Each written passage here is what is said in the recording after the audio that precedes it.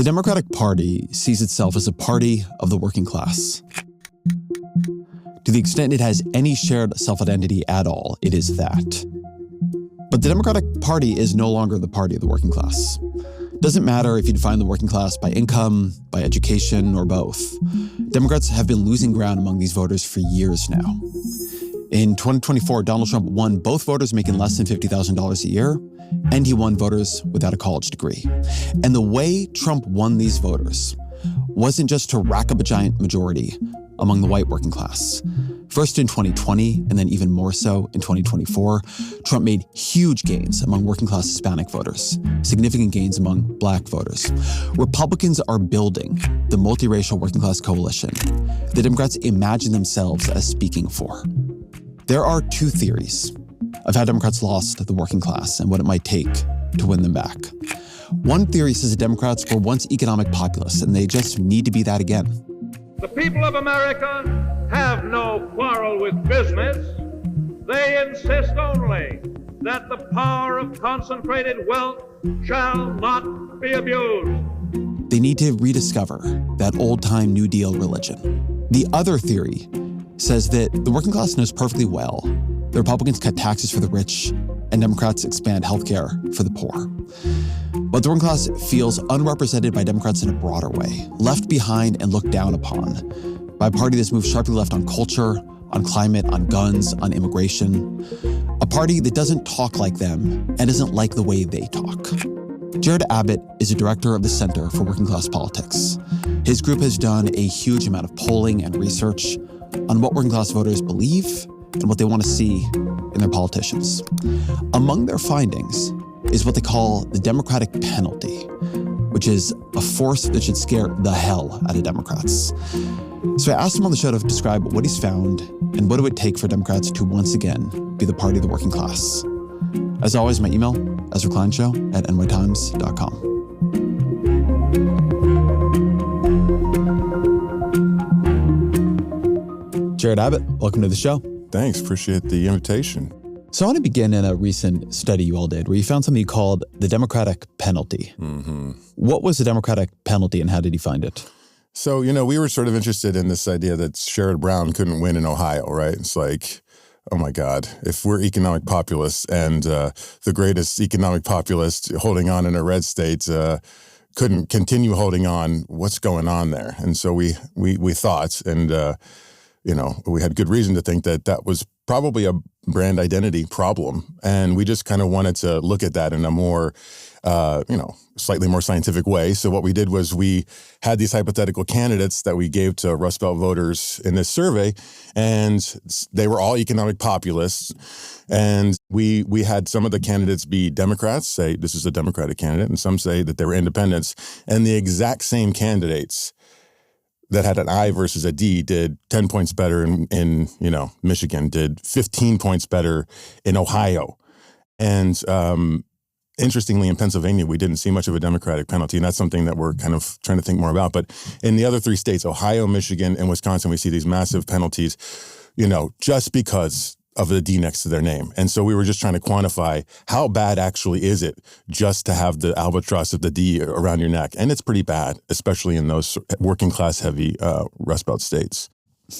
Was your study able to figure out what it is about the Democratic Party label that is dragging these candidates so far down? Well, we did kind of like an open-ended blue sky question about, what's the first thing that comes to mind when you think about the Democratic Party? Maybe it's, you could work somebody up enough to get them to really freak out about the culture war stuff, but is that really top of mind? And so we had these open-ended questions that we asked, all the 3,000 people in the survey. And, we found that, there was a lot of that, of course, that some people felt the Democrats were out of touch and focused on the wrong priorities and were, woke idiots and all that stuff. There was a good amount of that, but it was completely dominated by concerns about the performance of the Democratic Party and having ideas that they don't follow through on and not being a party that actually is the party of the working class. And so that tells me that, while there's a huge mix of things going on, and while we can't ignore the sort of cultural, resonance or lack thereof of the Democratic Party in all kinds of different ways, not just policies, but in affectation and in style, a big part of the story here is also people just don't believe that the Democrats are going to deliver on the things that they talk about. And that's a huge problem. I was looking into Sherrod Brown's campaign for a bunch of reasons, but partly for this podcast. And I was looking into the attack ads that his opponent, Bernie Moreno, ran against him. Brown backed Biden, voting to let transgender biological men participate in women's sports, and supported allowing puberty blockers and sex change surgeries for minor children. That attack ad was pure culture war. Yeah. But it seemed to move voters enough that Brown had to put a counter ad on the air. Biological men? What if I told you all of this was a lie, a complete lie, and Bernie Moreno knows it? We can verify the claim that Brown voted to let transgender biological men participate in women's sports is false. I'm sure Brown and I approve this message. So how do you think about on the one hand, what you find in the study is a more diffuse sense the Democratic Party is ineffective, it's out of touch, it's corrupt. But then when you look at how Moreno, a car dealer owner who had to settle a bunch of wage theft lawsuits, is actually running against Brown, it's on the cultural side. Yeah, no, I mean, I always go back to Tim Ryan in 2022, and, he was like one of the strongest. Also in Ohio. Running against J.D. Vance. Running against Vance. And he didn't just run like a kind of counter like Sherrod Brown did. He like went full bore. And there was this one funny ad he had where he was like throwing, I don't know if it was basketballs or baseballs at these little TV screens. And one said like, defund the police. He's like, I'm not doing that. And that's from the people who sell out Ohio workers. I vote against them too. Ohio workers need a tax cut. And here come the culture wars. I'm not that guy. But the point being that even when Democrats go against the culture war stuff, it doesn't necessarily help them that much because the Democratic brand is so shot. And so I think that's a really big problem. But yeah, is it an issue that Republicans are weaponizing culture war against Democrats and we need to allow our candidates in difficult contexts to understand their voters and what they need to do in order to relate to their own specific electorate? And if that means, they need to take, positions that progressives would get upset about, then yeah, so be it, because we need to win, way more seats in order to stop the Republicans. And this is not a time for our side to mess around. We need to not just win a majority, but if we want to actually do anything that's going to turn things around for working class people, we need to have a supermajority, which is, unimaginable right now. And so the reality is that, yes, are these candidates in swing districts going to have to, work hard to push back against these caricatures and, which are often based on actual things that Democrats, maybe not them, but other Democrats have done? Yeah, many of them are going to have to do that. And we need to give them the room to do that so that we can experiment with all kinds of different populisms out there and figure out which ones work and in which context. And it's always going to be a case-by-case basis. I do think it's worth saying that both Ryan in 2022 and then definitely Brown in 2024, they overperformed. If every Democrat in the country had run as far ahead of Kamala Harris as Sherrod Brown ran ahead of Kamala Harris, the election would have looked very different, at least congressionally. So something, I mean, the connection he had with Ohio, the campaign he ran, it was a strong campaign. Absolutely. It just wasn't enough to get out of the gravitational pull of the Democratic Party. And then, even like a Dan Osborn, that's the independent, run, who overperformed even more than Sherrod Brown did. He had to make a lot of the same decisions, right? He's had platforms around immigration that, were completely anathema to progressives, right? He said, I'm with Trump on building the wall, right? He literally said that in his campaign ads. And in fact, why don't we play that ad? Because we have it. Oh, nice. And I approve this message. Across Nebraska, people are tired of a corrupt Washington controlled by corporations and billionaires. Deb Fisher, they love her. Heck, they own her. And that's exactly why they're spending millions lying about me. Social Security to illegals? Who would be for that? I'm where President Trump is on corruption, China, the border. If Trump needs help building the wall, well, I'm pretty handy. Deb and the career politicians, they tried to stop Trump, just like they're trying to stop me. So Osborn, arguably the most overperforming candidate in that whole election, and runs with neither party. And is very economically populist and also runs pretty far right on some other issues. What did you make of that campaign? What are the lessons of it? What should people take from it? I mean, I think it was, extremely impressive and encouraging. And it shows that to the extent possible, the folks who are opposed to Trump and the Republicans, be they Democrats or independents, they need to be much more experimental in the way that they handle elections, particularly, maybe not so much in swing states where it's going to be a hard sell to get Democrats to not run a candidate in Pennsylvania or something. But like in Nebraska, they were able to get the Democrats to just sort of sit it out and allow Osborn to sort of be a real challenger against Fisher. And if we can find more states where, deep red states like that, it's going to be, we can take on the Republicans on their own turf, and I think that's going to be a huge part of the path forward. Although it's extremely hard to find candidates like Dan Osborn. He had a very specific profile, has a very specific profile. Do you want to describe his profile and where he came from? He was a guy that had never really been a Democrat or a Republican. He didn't.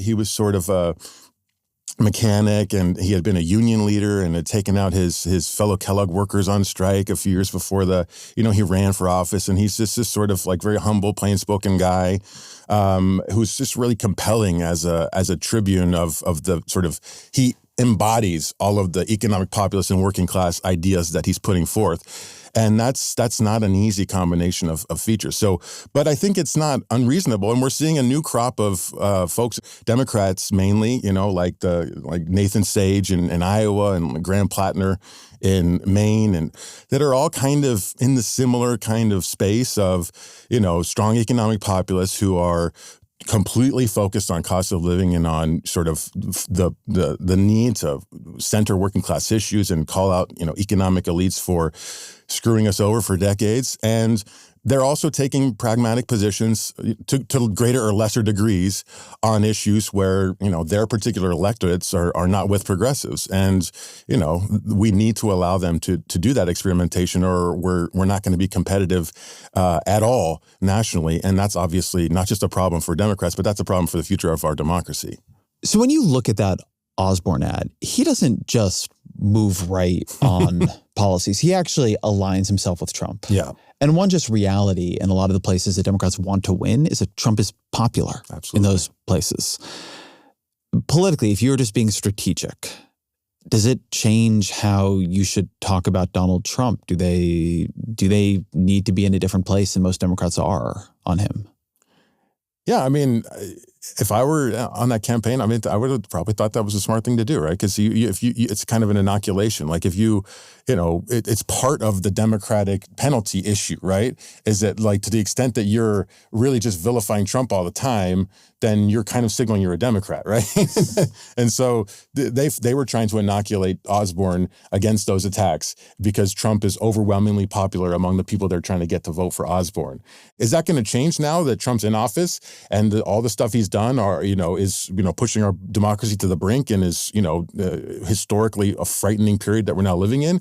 Is he going to be able to or do the same thing? I don't know. Maybe it's changed now that Trump, has had almost a year in office and done some of the damage that he's done. But at least in 2024, that was definitely rational. So one lesson you could take from Osborn is that in states where the Democratic Party is 25 points underwater, to stop running Democrats, try this independent play. I guess my question about that, because it definitely makes sense, is whether or not that would work for any length of time. Yeah.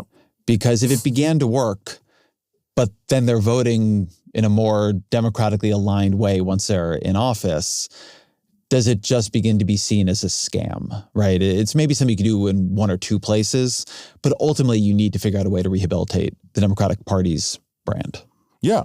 And either you're successful in doing that, and then the Democratic Party brand somehow incorporates the things that made those independents distinctive, and then we're in good shape. We're now the party of the working class again. Or the independent candidates need to continue using that tension to differentiate themselves from the party going forward. And that's I don't know, if I had to guess, I would say that second outcome is probably more likely. But you're absolutely right that after a certain amount of time, people are going to like notice that, wait a minute, these guys are just Democrats, unless they legitimately break with Democrats. Yeah, unless they're actually not. Yeah. And so to some degree, they absolutely are going to have to do that.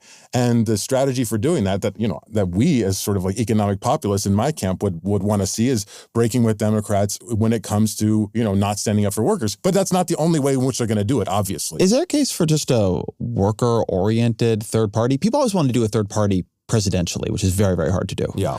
But you could absolutely imagine some kind of third party that is just running candidates in a couple of congressional districts or Senate races. And if they get in, they begin to be a little voting bloc together. Yeah. Well, I mean, I'm a little bit traumatized from like arcane debates on the left about this question that I've had for a long time. So, but nonetheless, I think that that's a very good possibility. Like why can't the Teamsters and the steelworkers get together and have their own, sort of mini party structure that's just about union stuff, or like you already have the union caucus in the House, where there's a lot of ideology. They don't really, they're not super important in the politics of the chamber. But nonetheless, like they have a lot of ideological diversity on many different things, but they can come together around core worker issues. And if you had an organization like that being supported by some of the bigger, industrial unions, which have a lot of Republican voters in them, then yeah, I think that would be valid.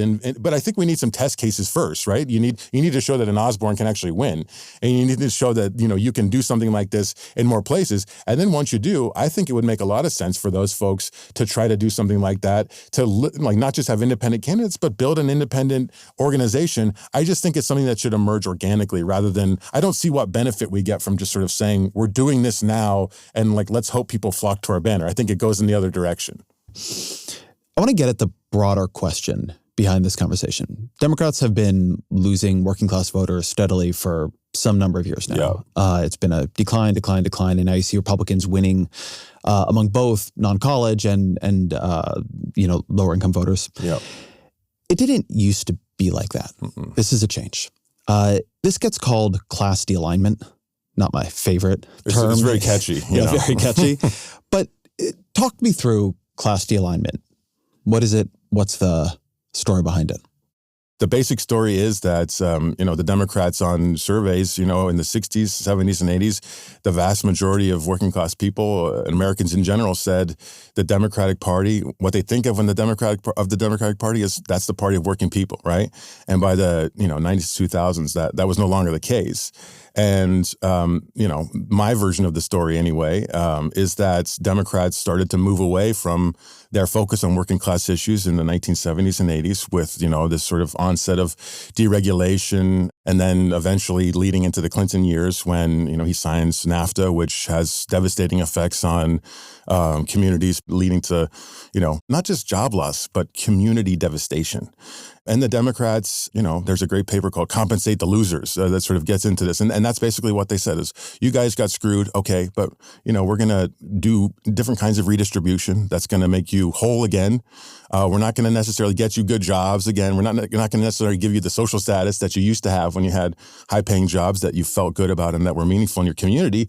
But we're going to make sure that, you have something like a decent education. We're going to get you some kind of better health care, whatever.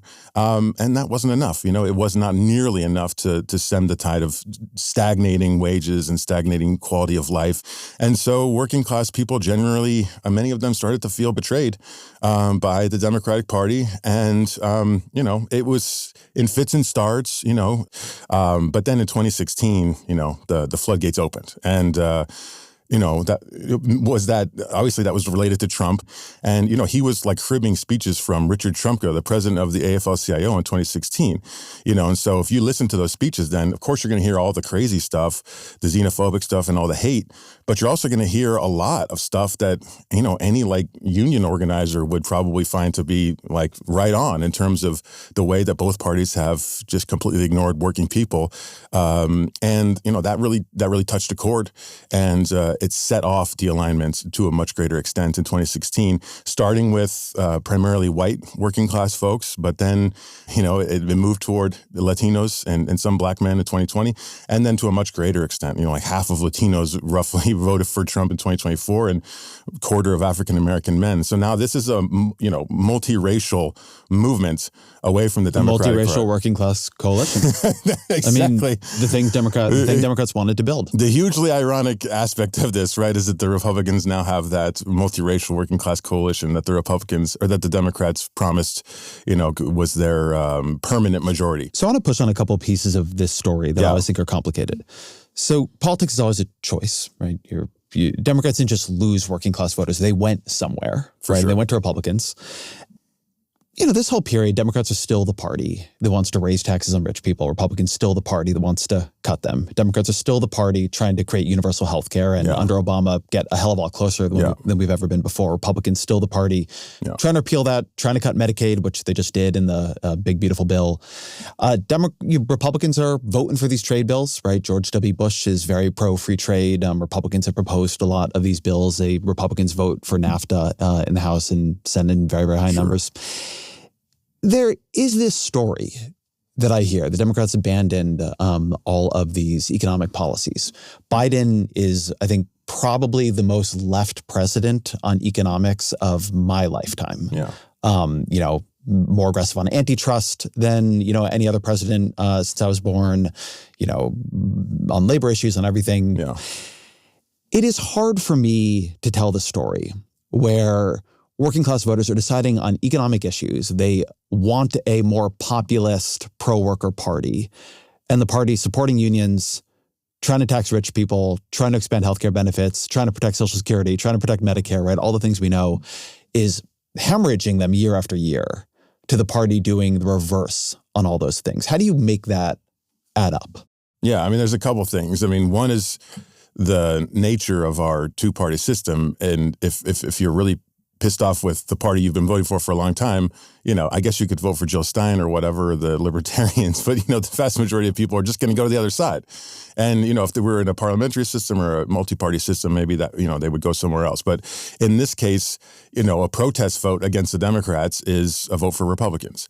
And so I think that's a part of the story. But I think the much more important part of the story is that economic grievances get picked up on by conservatives. And the way that these economic grievances get, transformed into, politics is often through culture, right? Like it was, economic elites versus the working class, but then they're able to sort of transform it into, it's the liberals and it's the cultural elites against the working class. And it's basically the same kind of grievance, and it's touching on the same underlying issues, but it gets transmuted into cultural grievances.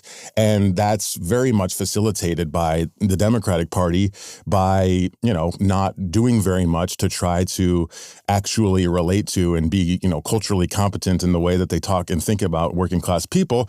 And, they are basically increasingly a party during this period of higher income people, of well-educated people. And, we have, I'm sure you've probably played the Schumer clip about the Western Pennsylvania. For every blue-collar Democrat we will lose in Western PA, we will pick up 2-3 moderate Republicans in the suburbs of Philadelphia. And you can repeat that in Ohio and Illinois and Wisconsin.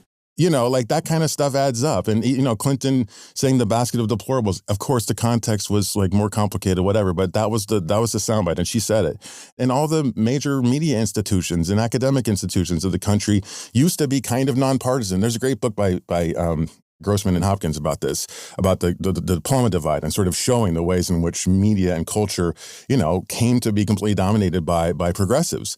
And a lot of working class people just felt really alienated by that. And all of these things are part of the same bundle. It gets wrapped up in sort of animosity toward elites, and you can't. It's very difficult. And some academics have tried to do this in different kinds of ways to separate the cultural and economic aspects of it. But I think the reality is that they're all tied up in together to create this toxic Democratic brand that then Trump comes along and he's his affect is something that's refreshing to a lot of people. He's not bullshitting people. He's using ordinary language. He's cursing. He's just sort of bombastic. And, people are like, well, at least, that seems more authentic to me. And on top of that, he's saying he's going to bring back manufacturing jobs, and he's saying he feels our pain. So it doesn't seem to me like as much of a mystery. So you've done a lot of work over the years on how different issue attitudes, different ideas have changed for the working class, for other social classes in the country. Give me the high level of that. What's happened over the past 20 years in people's views? Yeah, well, I think there's a perception among at least a lot of progressives that the working class has gotten so conservative on, cultural issues, but that's not true. Working class people have gotten more progressive on virtually everything over the last 20 or 30 years. There are some exceptions to that starting to show, especially among Republican men, who are at kind of moving away from some progressive positions around, gender rights and, and family issues and LGBTQ issues. But generally, yeah, you're seeing clear progressive movement among working class people. But the issue is that middle class people and professionals have just gone way farther in a progressive direction on social and cultural issues over the last few decades than working class people have. And so that's creating this representation gap where Democrats feel they need to really cater to the more progressive positions of the middle class and of the upper middle class. And that creates this perception that somehow the working class is reactionary. But no, they've actually been moving in the same direction, just not to the same degree.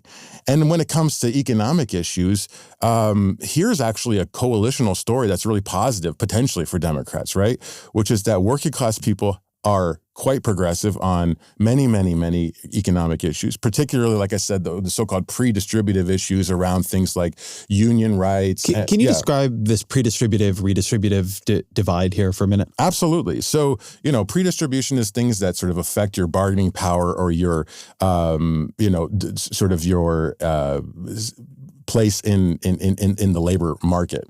And so, that's things like, your wage structure, that's things like, your capacity to, get benefits or better working conditions. And it's things like, pensions, and it's, things like that provide jobs for people of different kinds.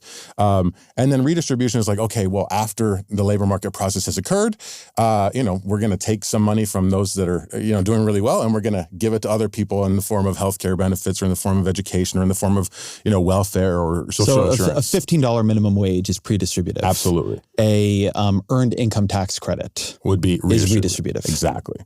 And working class people tend to like those pre-distributive policies a lot because they kind of tap into values of like respect and dignity and status, right? It's like, I actually care about having a job. You can say that I lose my job to AI or to, automation or whatever, and then I'm going to get a universal basic income, even a high one. And then many people would say, that's okay, but like, what am I going to do? I've lost my status in society. I don't have a job. That's where I found my respect, and that's where I found my sense of meaning, or at least an important part of meaning in my life. And pre-distribution sort of taps into that of, maintaining your social status, maintaining your means of providing for your family. Whereas redistribution, is often perceived as something that is sort of like a handout. It's putting people in a vulnerable position in which they kind of feel like, they're the victim of something rather than, the agent of their own futures. So I think that's kind of why you see that divide in some ways. So what would a more full-throated economic platform oriented towards what you found around working class attitudes look like versus a full-throated leftward economic platform that is more the college-educated elite version of that? Yeah, I think it would be on the full-throated, sort of working class-oriented platform would be something along the lines of strong support for, enhanced, worker protections and getting, stronger union rights, it would be for increasing the minimum wage. Maybe working class people wouldn't be as jazzed about, say, a $20 minimum wage as middle class people might be. So maybe it's also a matter of sort of because working class people might be more likely to lose jobs. Yeah, and they might be more concerned about inflation. It would be for potentially even, programs that would guarantee a job for people that need one from the government. Although the way that you present that, has huge impacts on the way in which people perceive it. I think the way you do it would also have pretty big impacts on that. Absolutely, hugely. And then in addition to that, things that kind of go beyond, where Democrats have been at in terms of exerting control over, where nobody wants to attack small businesses. Nobody wants to attack, people that are creating good jobs in communities. But there are big corporations that are really, really out of control. And, instituting policies, or at least attempting to, that are going to try to rein in some of these excesses in terms of, say, involuntary layoffs of workers, right? To say, we are going to not give federal contracts to companies that don't make a commitment to some kind of, voluntary package if they're going to lay off workers, like they do in Germany, say. Like, that would be really, really important and valuable for working people. And it wouldn't be something that necessarily costs the government a ton of money. It wouldn't be something that would be perceived as, oh my God, we're going to have this terrible problem with debt if this comes in, like maybe something like Medicare for All would, which, by the way, is also pretty popular, but it's also highly polarized, right? Well, how you describe it begins to be, I've done a huge amount of work on healthcare over the years. Yep. And which part of Medicare for All you're describing? Absolutely. Like, you start talking about abolishing private health insurance, right. You start talking about raising middle-class taxes. They couldn't get single payer done in Vermont. Right, exactly. And then, of course, there's a whole bunch of more specific things related to the constituencies within districts. Like, if you're more of a rural district, then you're going to be thinking about, subsidies of different kinds to help farmers, smaller farmers succeed and have more, leverage over, the big agribusiness firms. You're going to want to see different sorts of ways of incentivizing, job creation of different kinds and job training programs, et cetera, et cetera. And then also you're going to want to defend and expand the most popular and most sort of organically American social insurance programs like, Social Security and Medicare, which are wildly popular among working class people and everybody else. And we can build on those, and we can use those as a foundation for a kind of really robust progressive economic populism. On the other hand, a more redistributive populism would be one that's sort of focused on universal basic income, say, or on, a sort of some version of a Green New Deal, which is much more focused around, spending, lots of money on programs that working class people may be sort of skeptical are actually going to come back and benefit them in any way, or on, certain types of, means tested social insurance or things like that, which are much easier to vilify and to demonize by Republicans. So then let me get at something else you just touched on quickly. You said, look, maybe if this were a different kind of system, parliamentary, multi-party, well, those systems exist. Yeah. And in every other rich Western country I know of, and they have different political parties, different political systems, their leaders made different decisions. Germany was better at protecting manufacturing jobs than we were by a lot. Yeah. They have all seen the same class de-alignment. They have all seen that class de-alignment go forward with the working class moving to the right. Yeah. It's not like the German Greens are on top. Right. And so in all these other systems where you had different political leaders, different political parties, different political systems, functionally the same thing happened. Yeah. Why? I mean, I think, for a lot of the same reasons. I mean, there's this great paper by Peter Hall and Georgina Evans called Representation Gaps, where they sort of look at just like the Democrats, the center-left parties all throughout Europe moved away from a focus on sort of, working class issues. And it sort of leaves this gap of voters in all of these countries, including in the United States, who don't really feel like they have a home on either side. And that opens up the space for populists to come in of the left or the right, but unfortunately for progressives, it's almost always been much more successful on the right to come in and take advantage of that sort of feeling of alienation and sort of like political homelessness. And so I think that's a very similar tendency. But still, I mean, I'm not saying the parliamentary system, is the be all end all, but I do think the fact that there's so much variation in the degree to which you're seeing, successful or unsuccessful far right parties and left coalitions throughout Europe, that can be to some degree explained by that. But I want to stay on the question of its cross-national nature. Yeah. Because that implies to me something structural is going on that is upstream of the individual political choices that the parties are making. I mean, you can think of every country as a kind of political market. Sure. And it would make sense that in some political markets that, particularly in a two-party political market, one of the parties would make some bad decisions about how to do market fit. This is a very neoliberal way to make this argument. It doesn't make a ton of sense that in all of these countries simultaneously, none of the parties, no party from center left to left would realize, if we just stop being a party of, professional managerial class cultural elites and start talking about pocketbook issues again, we'll pick up all these voters and become popular in the way we were in much of the 20th century. Yeah. Somebody would have done it, and then the others would have followed along. Either something was pushing them all in this direction, they were all recomposing themselves in the same way. I think when you see that much similarity across a strategy that is not working out very well, you have to assume there is some reason they're all ending up in some version of the same strategy. I mean, I think it's because it was rational to do so, right? I mean, they were winning elections, for a long time. And, some of the center left parties in Europe, just like the Democrats, like even the SPD, was... You want to say who the SPD is? Oh, sorry, the German Social Democrats, kind of held on, longer than I would have expected. I mean, it's not like the Democrats are this like completely weak party that are, it's like they almost won the last election, right? I mean, they did win 2020, it's like they're still a highly competitive party. And they've been doing that on this strategy of appealing more to higher educated and higher income voters. And, those voters are a larger and larger segment of the population. They're still a minority and a very, significant minority, a smaller minority in a lot of the key swing states. But, they thought that we can appeal to this coalition. And they were winning elections on the basis of that. And they, it wasn't crazy to think that you could just give all the working class, what they viewed as the working class reactionaries over to the right. And then you wouldn't have to make all these sort of dirty compromises that they felt like Democrats have been making before. And, I don't think that that's a crazy logic. I mean, because it brought them, victory time after time. Is it a logic or is it a sociology or a political economy or a culture? Both. And what I mean by that, you mentioned sort of offhandedly the Grossman-Hopkins book, The Diploma Divide, which is great. And one of the parts of it that you were referencing there is, so you have this change happening in all these countries. The party on the left is becoming the more highly educated party.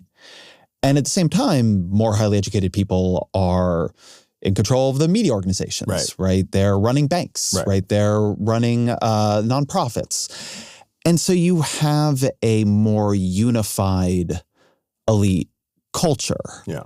There's a party that becomes a party of the institutions. And the kinds of people who run institutions, set the tone of that party.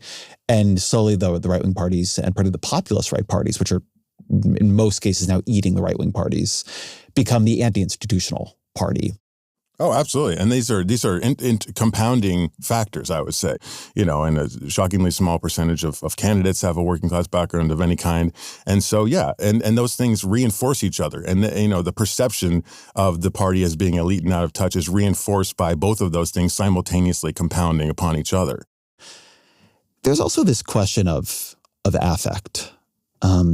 One thing human beings are just very good at sussing out almost instantly is whether this person is like me in some fuzzy way that, defines like me to me. And that is how we dress, it's how we talk, it's how we look, it's our haircut, it's it's who else we're around. You mentioned that the floodgates on this open up with Trump, who, despite being a billionaire, who fires people on television, has a very different affect than Mitt Romney, right? Than George W. Bush. And there is something here that I think is actually pretty tricky for Democrats. I mean, you talked about how few now have working class backgrounds. And I find that people are much more comfortable talking about the issue positions. Like, yeah, if we just need to talk more about capping prescription drug prices, we're happy to do that. Then this other piece, which is, I think better understood as fundamentally representation, right? Do I see myself in you? How do you think about that? What have your studies and surveys shown on that? Yeah, I think it's hugely important. If people that are able to be relatable in meaningful ways and talk in terms that, working class people understand and, don't find off-putting, talking about hard work, talking about family, talking about tradition, talking about patriotism. All these things are things that Democrats just don't like to talk about. But they're things that most Americans, find central to their identity. And to the extent that Democrats are able to talk in those terms and are able to talk like a normal person in their district, it's hugely important. And we do have some great examples of people who talk like that, who are Democrats, in the House right now. And for like a Marie Gluesenkamp-Perez or a, Gabe Vasquez or a, Jared Golden, the policy stuff is a separate question, but just their affect is one of, they just talk probably, using more, profanity, using more self-deprecation, talking in a way that's just sort of straightforward and, something that, if they went to a PTA meeting at their school, they wouldn't be viewed as like a snooty, middle-class parent, right? And I think that's hugely important. I mean, and then you have somebody like like an Elizabeth Warren or something, had all this great stuff, but it doesn't have that kind of affect. And I think it's worth zooming in on Warren for a minute. Please. As a college-educated liberal, I'm a big Elizabeth Warren fan and have been for a long time. And in the way we think about American politics, we group Elizabeth Warren and Bernie Sanders together. Yeah. They are the left wing of the Senate Democratic Party. Right. And if you look over the years at how they performed in their respective states, Bernie Sanders for a very long time has overperformed the Democratic Party. And Warren underperformed the Democratic Party. And she was very, very strong among college-educated liberals and weaker among working-class voters. And this, I think, shows up a lot that you can have a form of left candidate who is very populist across a lot of measures and doesn't read as working class voters to these voters, right? But I mean, I think if you poll the Harvard faculty on their preferred economic policies, they are extremely far left. In fact, I suspect they are to the left of the median working class voter. Yeah. But they would not do very well in elections in Ohio. Yeah. And there's something to that. Yeah. And I think that you put your finger on it. There's also a policy aspect to this as well, which is that, it's really important to remember that working class people are in favor of a lot of progressive economic policies by overwhelming majorities. But they also care about things that, Democrats are more, progressives anyway, are more squishy on, like, not having a giant deficit or, debt. They care a lot about inflation, because working class people got hit a lot harder by inflation than middle class people did, right? And they care about economic opportunity, and they care about, small businesses thriving. And so, just putting out this, giant platter of progressive economic policies that are going to signal to voters that you want to dramatically increase, government spending in ways that, many of them who are extremely skeptical about government in general and haven't felt much positive coming out of government programs, in their lives beyond maybe Social Security or Medicare, they are going to be skeptical of a lot of those programs. And so you need to also think about what are the types of progressive economic policies that really tap into, working class voters' sense of like, we need good, stable jobs. We need to have a chance at a middle class lifestyle that our parents had and that we feel is slipping away for us. And what are the ways in which government can help to provide opportunities that enable middle class and working class families to really thrive, as opposed to the framing of, we need need to have equality for all different people, and we need to spend all kinds of different money to address different sorts of inequities in society. Those are valid goals and very important from a progressive standpoint, but they don't connect as well, with working class people. So I think it is partly affect, but it's also partly the policy, the suite of policies that you're giving to working class voters. And you'll notice that a guy like Dan Osborn, they're not going out there and promoting all like the suite of trillions and trillions of dollars of, the progressive wish list. They're doing some of that. They're not Green New Deal candidates. Yeah, absolutely not. Yeah. Which is to say nothing against the Green New Deal, but I mean, it gets to something else interesting that I've been thinking about a bit, because I think it's pretty clear that in 2028, if AOC runs, which I think she's certainly considering, she's very likely to inherit the Bernie Sanders lane. Yeah. And if you look at Sanders and AOC polling, they look actually quite different. Sanders, the last poll I saw was something like plus 11 in his net favorabilities, and AOC was -4, -5. Yeah. So it's like they have like a 15-point-ish gap between them. And their policies are not very different. I mean, at this point, they're very unified, right? They're doing the anti-oligarchy tour together. But what they have come to represent in American politics, like Bernie Sanders with his mittens, AOC at the Met Gala, it reads very differently, completely separate from how unified they are on issues. Yeah. Yeah, without a doubt.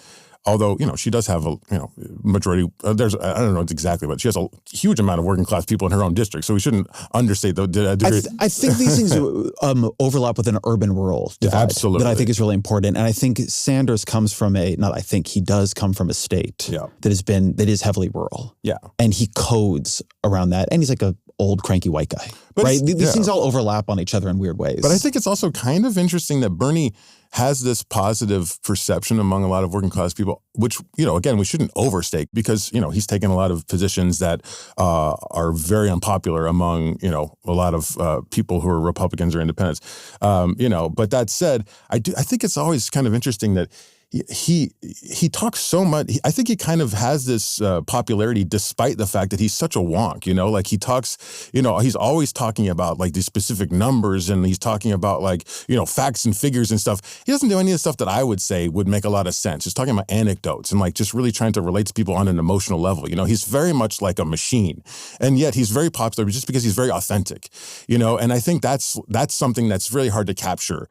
Well, I think there's also a dimension with Bernie that is somewhat unique to him, which is that he's an anti-party politician. Absolutely. He has traditionally not been a member of the Democratic Party. He caucuses with them, but has made a point of running as an independent. And the narrative people have of him, I have always thought this is very overblown, but nevertheless, is that the Democratic Party organized to screw him. Yeah. And so there is a way in which, going back to the conversation we're having about the Democratic penalty and Dan Osborn running as an independent, I mean, Bernie Sanders was functionally doing that in a much more left-wing guise before it was cool. Yeah. And he maintains, I think, some separation from the broader parties, it continuously seen as an insurgent challenging and trying to change the Democratic Party as opposed to a part of it. Yeah, absolutely. And we need a lot more people, who are doing that. Joe Manchin was doing that, right?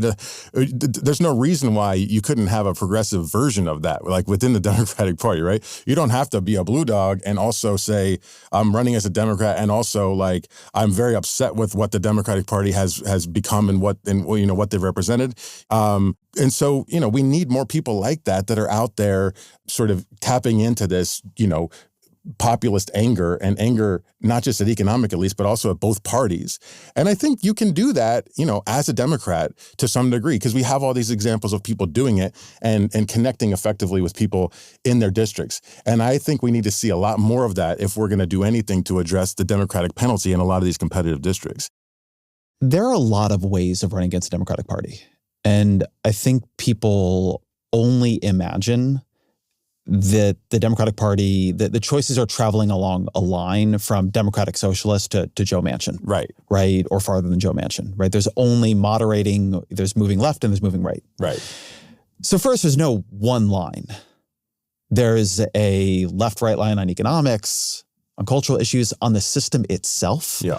Bernie Sanders is an anti-system figure. Bernie Sanders radiates a dislike for, a contempt for capitalism and the way it functions and the American government and the way it functions, right? He really believes it's corrupt, where some people just don't. You see in Iowa, Rob Sand is running for governor, and he's running as a Democrat who just doesn't like parties, doesn't really think we should have parties, right? He's a moderate, and he's running against the Democratic brand in a very different way than Bernie Sanders does. I mean, you mentioned Jared Golden in Maine, and he's pro-tariffs, and you can run against the Democratic Party from the left. You can run against it from the right. You can run against it as corrupt. You can run against parties as out of touch, right? There's a million ways to do it. But Joe Biden, who had moved quite to the left, was a fundamentally pro-system politician, right? And Kamala Harris coming after him was also a very pro-system politician, even as her voting record was very, very liberal. Right. And I think people mix all this up as one thing, but there are many things, and you can choose, to be pointing in different directions on them at the same time. Yeah, without a doubt. And also it's not, this idea of like being an authentic working class person who like kind of reads working class, like that also doesn't necessarily tap into this sort of, genuinely populist anti-system mentality, right? Like I think Tim Walz is an interesting example of that, where he's like this guy who, seems like created in a lab to be like the liberals' version of like a working class dude, and he kind of is, he got the plaid shirts like me, and he's got the, he was the coach and everything, and he's plain spoken, but he doesn't have that. Like listening to his speeches, I mean, and he's a great politician and everything, but listening to his speeches, he doesn't have that fire, that sort of like anger, that sort of like just like Bernie level, like this system is just out of control. It's corrupt. It needs a fundamental reckoning. And until we have more Democrats that have that kind of feeling about the system, then I don't think many people are going to take seriously that they really care about making fundamental or really significant changes to the status quo. Like Kamala Harris talked about, there's a couple, corporations generally play by the rules, but, some are doing price gouging, pharmaceutical companies, and, we need to clamp down on that. That's what we call like populist light, The strong populism, which we try to test, is sort of like, corporations have been screwing over workers for decades. American workers are the backbone of this society, and we need to do everything we can, focus like a laser on making their quality of life better and for, giving them the American dream that they deserve. And we need to stop these rapacious corporations from running roughshod over our politics and our economics. And that kind of messaging that taps into that sense of just like complete disillusionment with, political and economic elites in this country, I think really resonates with working class people. And I think more Democrats should be doing it. We're talking obviously in New York City right now. What have you thought of Zohran Mamdani? Well, I think, he's an exciting candidate for New York City, and to the extent that, I've been on the left for a long time, and, I think he represents a maturation of the U.S., or at least the New York City left, in terms of, just a couple of years ago, you wouldn't really imagine a Democratic socialist candidate like him, like just being so focused on bread and butter economic issues. He might have gotten, critiqued for not focusing enough on all the other issues that people in his base would have cared about. And, so to that extent, I think it's positive growth. And, it shows at least the charisma that he has and the ability to be super relatable. Those aspects of his campaign are things that Democrats can learn from. But of course, there's other areas in terms of the context-specific nature of his, own political views and the types of economic policies he's focusing on that, you wouldn't want to generalize, beyond places where it would be appropriate to do so. And the extent that people say, oh, well, Mamdani won in New York, and so that shows that you can go to, whichever other place in the country and have whatever views you have, however progressive they may be on, social and cultural issues, and have whatever positions you've ever taken is not going to be an issue. Of course, that's not true, right? I've been thinking a lot about how generalizable his media campaign is. Yeah. Because the thing about New York City is it is soaked in media. Yeah. It is very, very digital. Yeah. It is very easy for candidates to go viral here because they also get attention from outside. Yeah. So the signal that the algorithms are getting is that everybody is interested in Zohran Mamdani. I mean, the number of people who are watching Zohran Mamdani videos is often, if you add a couple of them up, just significantly more than the number of people who are in New York City. And so there is a dimension where New York City has a tendency to have very, very media-savvy mayors, right? Eric Adams, say what you will about him, the guy's a showman. Yeah. And, I think it's a little bit less true for de Blasio, but it was true for Giuliani. Donald Trump, who comes out of New York City, is a showman. Yeah. And so New York City is, you look at the people it produces, they are great at attention. And it's not possible to get that much attention in the same way in rural districts in Ohio or in Oklahoma and so you have to do other things. I mean, you have to rely more on paid media, right? And it's not to say that these things have no relevancy. They actually have a lot of relevancy for a national campaign, right? Presidential candidates are working in that attentional space too. Yeah, but of course he's going to get vilified like crazy in every swing district, and so his face and everything he said is going to be on TV as the face of everything that's wrong with the Democratic Party. So we're going to have to deal with that as well. Well, I think that's a place for the Democratic Party is going to have to get better at being a big tent and knowing how to describe itself. As a party that has many different types of candidates and people in it, in a way it has a lot of trouble doing right now. Absolutely. And that goes in both directions, right? It goes for Zoran Mamdani on the left, and then it goes for allowing candidates to moderate in places like a Nebraska or a Kansas or an Ohio, in a different direction. And the parties did not used to be nearly as nationally unified as they are now. This is a historical aberration from where we've been. And I think this is going to become more important. Can you actually treat that as a strength, not something you're always explaining away? Yeah, absolutely. Just like you said, that's going to have to go in both directions. The degree to which progressives in the coalition are willing to say, okay, we have folks here that we don't agree with on everything, but we recognize that they're helping to build our bench, and many of them are also great economic populists. So we have things that are commonalities with them, but some of them are not, and that's okay too. We need to have the broadest bench we can possibly have, and then on the other hand, the sort of more blue dog or centrist Democrats of different kinds need to be amenable to the fact that the Democratic Party, especially in urban areas, is just very, very different than it is in the rest of the country. So yeah, absolutely. How much do you think about the way that the problem of the Democratic Party's bench becomes it feeds on itself, right? The weaker the Democratic Party gets among working class voters, the weaker it gets in rural areas, the weaker it gets among voters without a college education.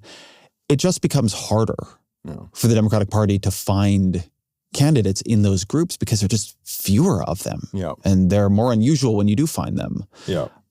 And it is often felt to me that the Democratic Party should spend a lot more money on recruitment and talent discovery than it seems to. Absolutely. But, I also know that one of the ways that the Democratic the DCCC, which runs, House recruitment, and the DSCC, they look a lot for which candidates can fund their campaigns. And when you start, that's why you don't have so many working class candidates, right? When you begin with a question of where you're going to get the money for the candidacy, then that's obviously going to point you towards more moneyed candidates. But this is a deeper problem than just candidate recruitment, which, by the way, I completely agree that, and there are some states where the AFL-CIO or, sometimes even, Democrats, have candidate training programs directly targeted toward working class like New Jersey is a great example of that, where they have the unions there have a huge amount of working class and union candidates, like hundreds of them all around the state, because they've had this super concentrated effort to get, union and working class people into office and running for office. And there's no reason why you can't have programs like that in other states. And that's not going to be, having working class candidates is not the, be all end all, but it's a big part, it's an important part of the story. But I think the deeper issue is just the presence of organization in rural and small town areas. There's nothing there. Like, my dad's family comes from a small town in rural Indiana, and there's just literally no infrastructure of any kind for, progressive candidates to emerge, because there's no unions anymore. There's no organizations like civic associations that people can join. And so I actually think that's a big part of the story is let's take some of this billions of dollars that the Democrats spend on, paid media every time, and let's put 10% of it, into building grassroots, year-round grassroots organizations in, red and purple states to try to, not even the Democratic Party itself, but in just civic associations that are doing good work to try to, solve community problems. And that's where some of these candidates can bubble up. And that's not a short-term project, obviously, but the hollowing out of civic institutions and of, the presence of any kind of, associational mechanism that could identify and sort of shepherd those sorts of people toward running for office is, I think, a gigantic problem that we just need to invest. Well, we're hardly investing anything in that. And it's not, the Democratic Party needs to do that. Unions need to do that. And it's a longer term project. But otherwise, we're literally ceding the vast geographic majority of the country to conservatives and their associations, right? And we don't need to do that. That's not inevitable. And that problem and the problem of authentic and strong candidate recruitment, I think, go hand in hand. As American politics has nationalized, individual candidates are held much more to account for their entire party. Absolutely. Than used to be the case.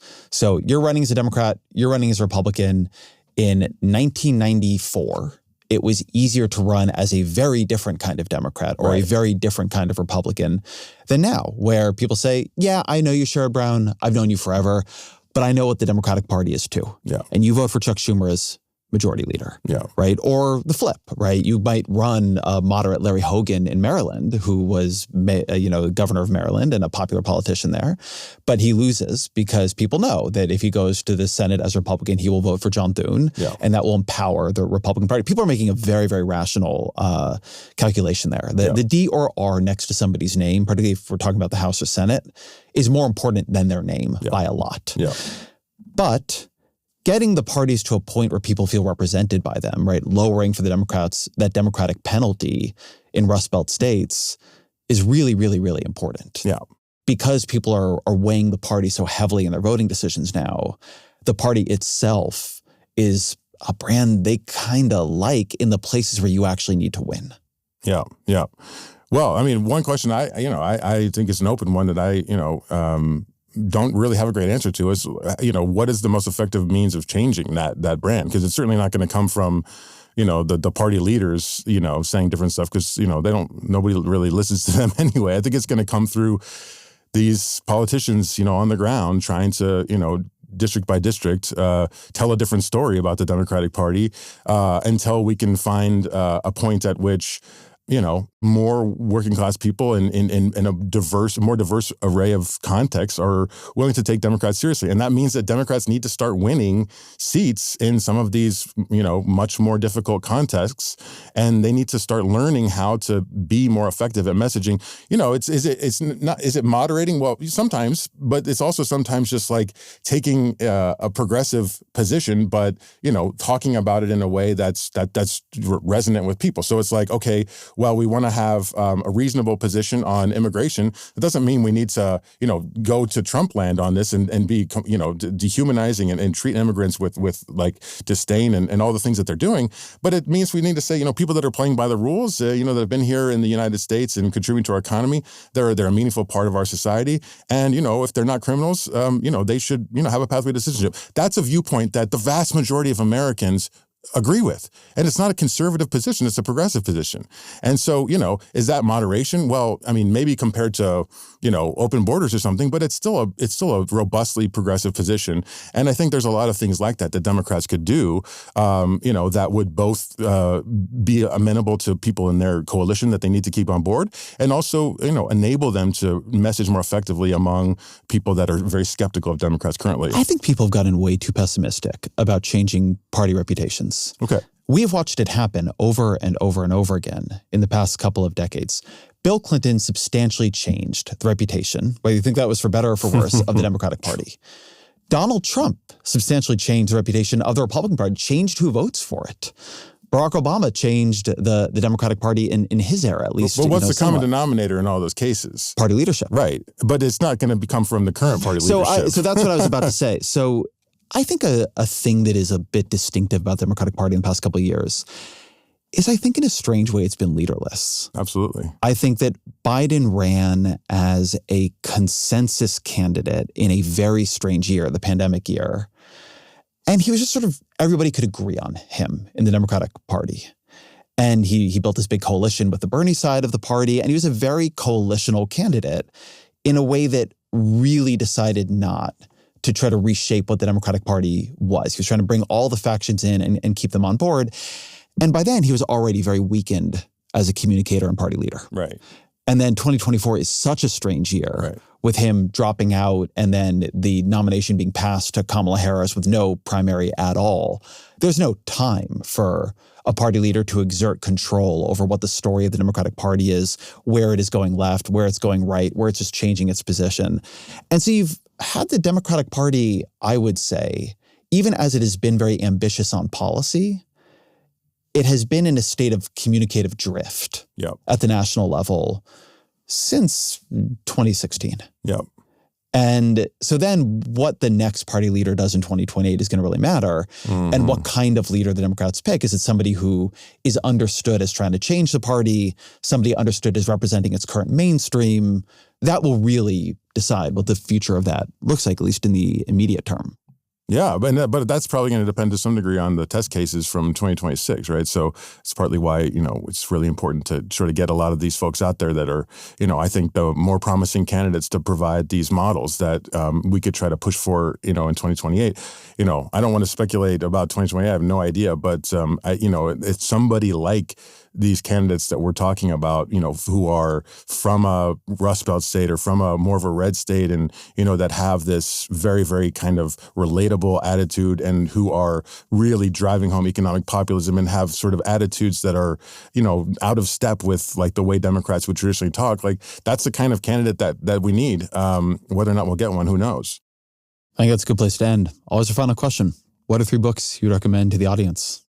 Well, I guess to be nerdy, I would say a couple that are similar to the, along the lines of what we're talking about today. So one is very similar to the point I was just making. This book by Theda Skocpol and Lainey Newman called Rust Belt Union Blues, which talks about the hollowing out of associational life and in the Rust Belt and the ways that's affected, the move to the right in those areas. Another one is this beautiful book that's a few years old now called We're Still Here by Jennifer Silva, which looks at working class life in Northeast Pennsylvania and just shows the utter disillusionment that working class people have with all institutions and the depth of the problem that we have in trying to rebuild trust in institutions. And then I guess for something different, I just read a fantastic tour de force history of the 500 years of Latin American and U.S. political and economic development by the historian Greg Grandin. It's called America.